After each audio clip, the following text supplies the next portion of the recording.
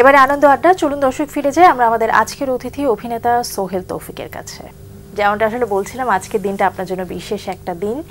আপনার অভিনীত প্রথম সিনেমা মুক্তি পাচ্ছে। একটু যদি গল্পটা শুনি। আমি যতদূর জানি এখানে বন্ধুদের একটা গল্প বলা হয়েছে, 3 জন বন্ধু, একজন বান্ধবী। হয়তো আপনার কাছ থেকে একটু ডিটেলসে শুনতে চাই। অনেক আনন্দের দিন, একই সাথে একটু টেনশনের। আজকে আমার প্রথম সিনেমা মুক্তি পেতে যাচ্ছে, একটু ভয় লাগছে। যাই হোক, আমরা চাই যে সিনেমাটা ভালো কিছু হোক, মানুষের কাছে ভালোভাবে পৌঁছাক। আমরা সিনেমাটা করেছিলাম 23 সালের দিকে। শুটিং হয়েছিল 23 সালের দিকে আমরা শুটিং শুরু করেছিলাম। ফাইনালি আজকে রিলিজ হতে যাচ্ছে। ব্যাপারটা খুবই আনন্দের, আসলে খুবই আনন্দের নিঃসন্দেহে। 23-এ শুটিং করেছিলেন, এখন 25-এ মুক্তি পাচ্ছে, প্রায় 2 বছর পরে। একটা লম্বা সময় নেওয়া হয়েছে, এটার পিছনে কারণটা আসলে কি ছিল? সিনেমার ক্ষেত্রে তো একটু লম্বা সময় লাগেই আসলে। ধরেন একটা বড় গল্প, সেই বড় গল্পকে পরিচালনা কিংবা সবকিছু সুন্দরভাবে গুছিয়ে তোলার জন্য একটা সময়ের দরকার হয়। আমরা প্রায় 6 মাসের মতো গ্রুমিং করেছিলাম। গ্রুমিং এর পরে আমরা শুটে যাই। শুট হয়েছে টানা প্রায় 20 দিন। তার আগে একবার আমরা ডেমো শুট করেছি, এবং ফাইনাল 20 দিনের শুট করার পরে একবার প্যাচ শুট করতে গিয়েছি। তার পোস্টে বছর খানেকের মতো টাইম লেগেছে। সবকিছু মিলে 2 বছরের মতো লেগেছে।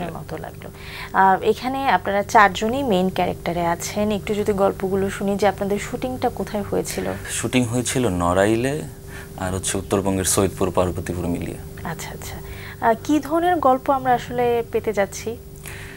এটা বেসিক্যালি একদম বন্ধুত্বের গল্প, বন্ধুত্বের রসায়ন এবং বন্ধুদের মধ্যে যে টানাপোড়েন থাকে, সম্পর্কে টানাপোড়েন, এইসব নিয়ে গল্প আসলে। 4 জন বন্ধু এখানে আছেন। 4 জন বন্ধুর নামটা একটু আমরা জানতে চাই। 4 জন না, মূলত বন্ধু আমরা 3 জন। 3 বন্ধুর গল্প। আচ্ছা আচ্ছা। 3 বন্ধু হচ্ছে একজন রঞ্জু, মতি, বাচ্চু। আচ্ছা, এবং আরেকজন ফিমেল ক্যারেক্টার হিসেবে আছে।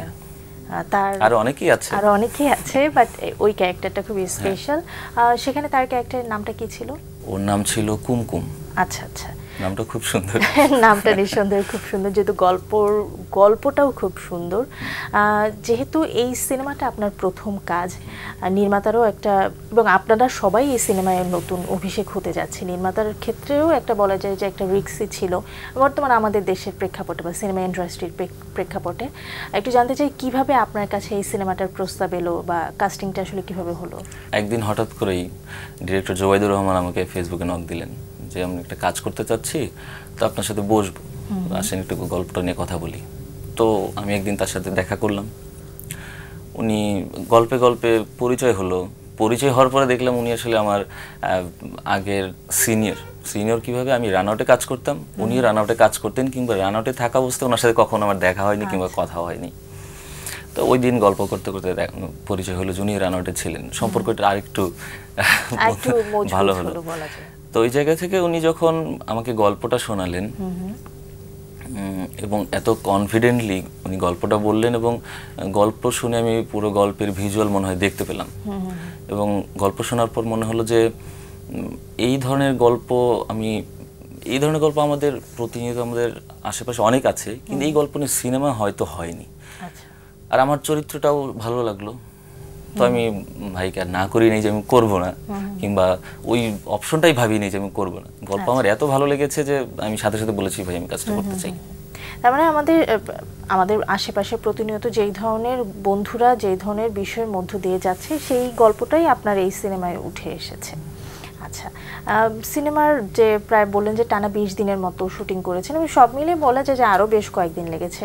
শুটিংয়ে আপনার এক্সপিরিয়েন্স কেমন ছিল? কারণ এটা বিগ বাজেটের একটা কাজ। আমার জন্য একটু চ্যালেঞ্জ ছিল যে এত বড় একটা সিনেমায় আমি একটা বড় কাস্ট করছি, ওই জায়গাতে একটা বিগ চ্যালেঞ্জ, আমাকে ভালো করতে হবে। সো চরিত্রটা নিয়ে আমরা কাজ করেছিলাম। গ্রুমিংয়ে যে আমাদের কথাগুলো হয়েছিল, প্রত্যেকটা চরিত্র নিয়ে আমরা অনেক যেহেতু সময় দিয়েছি, চরিত্রের গঠন থেকে শুরু করে চরিত্রের বৈশিষ্ট্য কোনটা কীরকম সব কিছু নিয়ে আমরা আলাপ করেছি।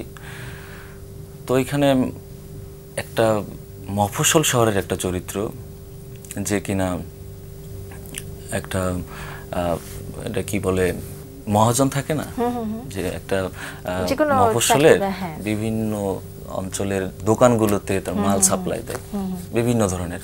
সেই মালগুলো সাপ্লাই দেওয়ার পরে ওইখানে যে টাকা তুলতে যেতে হয়, এই ধরনের একটা চরিত্র যে টাকা তুলে বেড়ায় বিভিন্ন মহাজনের আন্ডারে থেকে, সেই মহাজনের বাড়িতেই থাকে, মহাজনের আন্ডারে থেকে বিভিন্ন দোকানে দোকানে টাকা তুলে বেড়ায় এবং মহাজনের বাড়িতেই থাকে। আচ্ছা, আমি তো এই ধরনের কখনো সিচুয়েশন ফেস করিনি, আমার ব্যক্তিগত জীবনে এরকম কিছু ছিল না। যে ব্যাপারটা ছিল যে মফস্বল শহরের যেহেতু গল্প, তার উপর রংপুর অঞ্চলের আঞ্চলিক ভাষায়, আমার বাড়ি কুড়িগ্রামে, ভাষার দিক থেকে আমি ব্যাপারটা কানেক্ট করতে পারছিলাম। আর হচ্ছে এই ধরনের চরিত্রগুলো আমি খুব কাছ থেকে দেখেছি অনেক। আচ্ছা, সেই জায়গা থেকে ওই আপনার জন্য একটু হলেও একটু সহজ ছিল, যেহেতু আমার অনেক কিছু দেখা ছিল ওই ধরনের, মানে ওই অঞ্চলটাকেও আমার খুব ভালোভাবে দেখা। সাইকেল নিয়ে অনেক ঘটনা আছে, 3 বন্ধুর সাইকেল নিয়ে।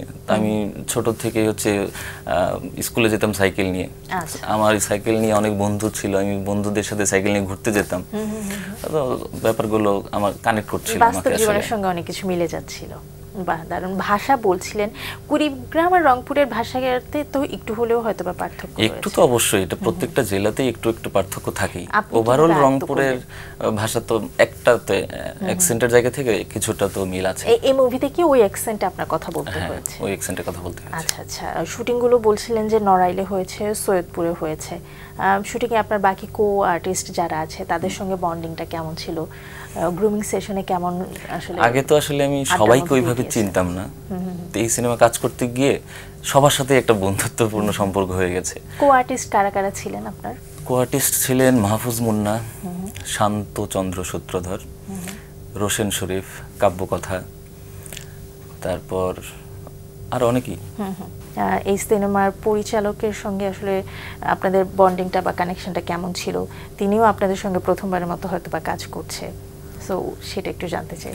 সবার সাথে তো একটা খুব ভালো সম্পর্ক হয়ে গেছিল, মানে আমরা কখনো শুট নেই, আমরা ঘুরতে চলে গেছি। আচ্ছা, রিক্সা কিংবা ভ্যানে আমরা একটা দূরে কোথাও চায়ের দোকানে চলে গেছি, যে চায়ের দোকানটা একটা নাম শুনেছি যে এই দোকানের চা ভালো। আমরা তো অনেকদিন থেকেছি ওই এলাকায়, সো এলাকা সম্পর্কে মোটামুটি ধারণা ছিল। আমরা স্টেশনে ঘুরতে চলে গেছি। আপনি তো এর আগে বেশ কয়েকটা আরো কাজ করেছেন, কারাগারে কাজ করেছেন, বিজ্ঞাপনে কাজ করেছেন, এবং এর পাশাপাশি আপনি একসময় যখন থিয়েটার নিয়ে পড়াশোনা করেছেন সেখানেও মঞ্চ নাটক করেছেন। সেই গল্পগুলো একটু শুনতে চাই। আমার অভিনয়ের পথ চলা শুরুই আসলে থিয়েটার থেকে। সেটা আমি রাজশাহী বিশ্ববিদ্যালয়ে যখন ভর্তি হই, তারপর আমি বুঝতে পারি যে অভিনয় জিনিসটা কি, অভিনয় কিভাবে করতে হয়, কিংবা জার্নিটা কীরকম। তারপর সেকেন্ড ইয়ারে আসার পর আবার মনে হলো যে না, আমার অভিনয়ের জার্নিটা ভালো লাগছে, এটা আমি এনজয় করছি। তারপর আমি ডিসিশন নিই যে আমি আসলে অভিনয় করব। তার আগে আমি কখনো ভাবিনি যে আমি অভিনয় করব। আচ্ছা, তাহলে থিয়েটারে পড়ার শুরুটা কি মানে এমনিতেই আসা, বা মনে অন্যরকম কোনো? না, থিয়েটারে পড়তে যাওয়া চান্স পেয়ে গেছি, ব্যাপারটা এরকমই ছিল।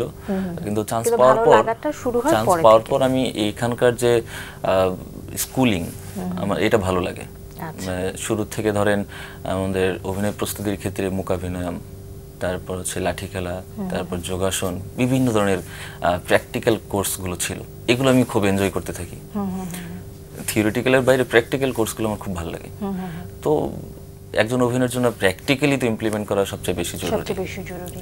তো এই কোর্সগুলো ভালো লাগার কারণে এবং অভিনয়ের জার্নিটা ভালো লাগার কারণে মঞ্চে একদম মুখোমুখি দর্শকের সাথে কথা বলা, দর্শককে দেখানো, একটা চরিত্র প্লে করে দেখানো, ব্যাপারটা এনজয়। তখন যেটা হয়, থিয়েটারে পড়াশোনার কোর্স ওয়ার্কের জন্য নিজেদেরকে অভিনয় করতে হয়, মঞ্চ নাটকে কাজ করতে হয়। আপনার ওই সময় করা কোনো কাজের কথা মনে আছে কিনা?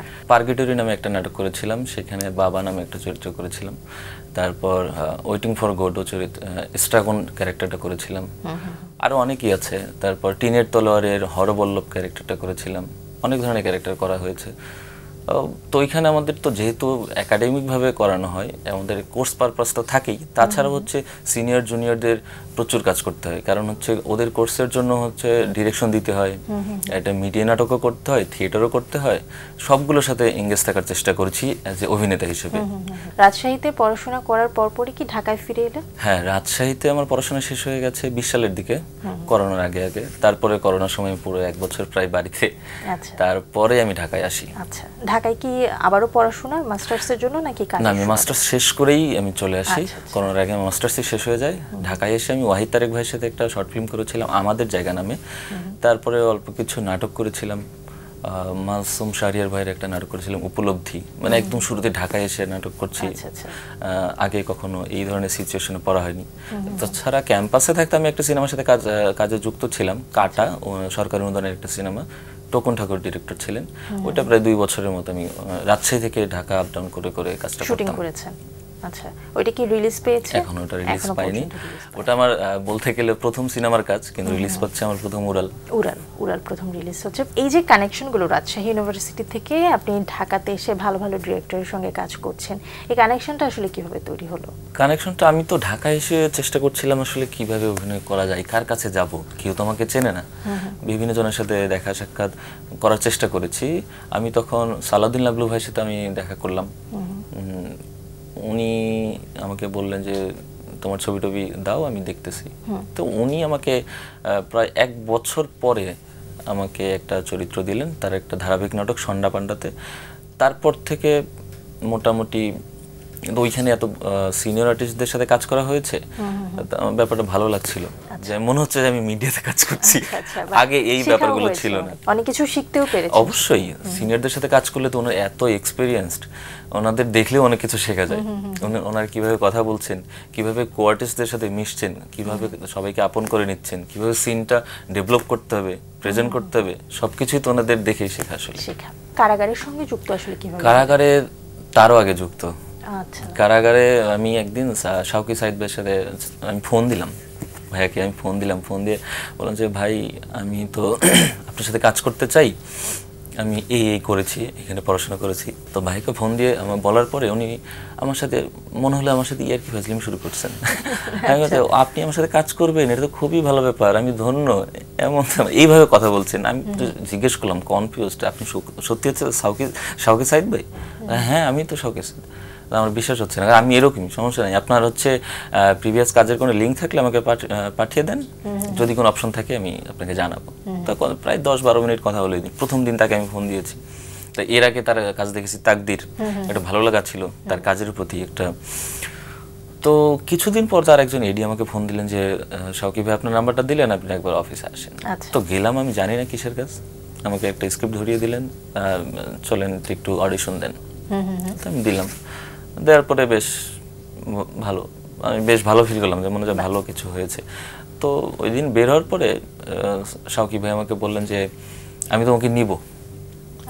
কেন নেবে বুঝতে পারছিলাম না, আমি তোমাকে নিব। তো নেয়ার একটা কারণ হচ্ছে যে তুমি আমাকে একটা শরীর পাঠিয়েছিল, আমাকে বলেছিলেন আপনার কাজের লিঙ্ক টিঙ্ক থাকলে পাঠান।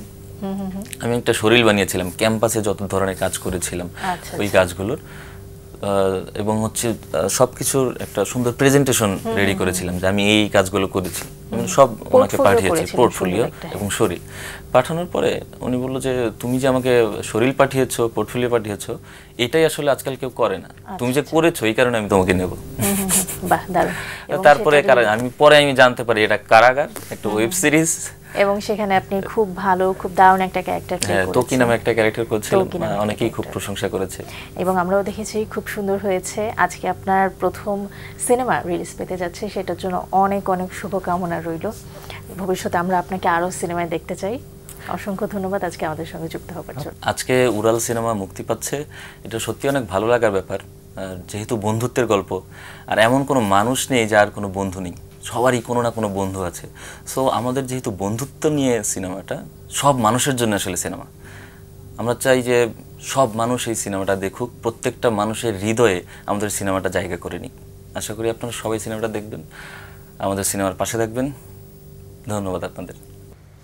প্রিয় দর্শক, এতক্ষণ কথা হচ্ছিল অতিথির সঙ্গে, এবার সময় হলো বিদায় নেবার। আমাদের অনুষ্ঠান সম্পর্কে আপনার যে কোনো মতামত ও পরামর্শ জানতে লিখুন এই ঠিকানায়। প্রযোজক দিন প্রতিদিন, Bangla fiction, note tower, 110 Bir Uttom Siyad Dutta road, Dhaka 1205। আমাদেরকে ফোন করতে পারেন 96320304 এই নাম্বারে। আমাদের ইমেল অ্যাড্রেস dinprotidin@banglafiction.tv। কথাশিল্পী লর্ড চেস্টারফিল্ডের একটি উক্তি বলে বিদায় নেব আজ। তিনি বলেছেন, আমি তোমাদের বলেছি যে তোমরা মিনিটের খেয়াল রাখো, তাহলে দেখবে ঘন্টাগুলো আপনা থেকেই নিজেদের খেয়াল রাখছে। দর্শক সবাই ভালো থাকুন, সুস্থ ও সুন্দর থাকুন। আজ সারাদিন সবার জন্য শুভ হোক।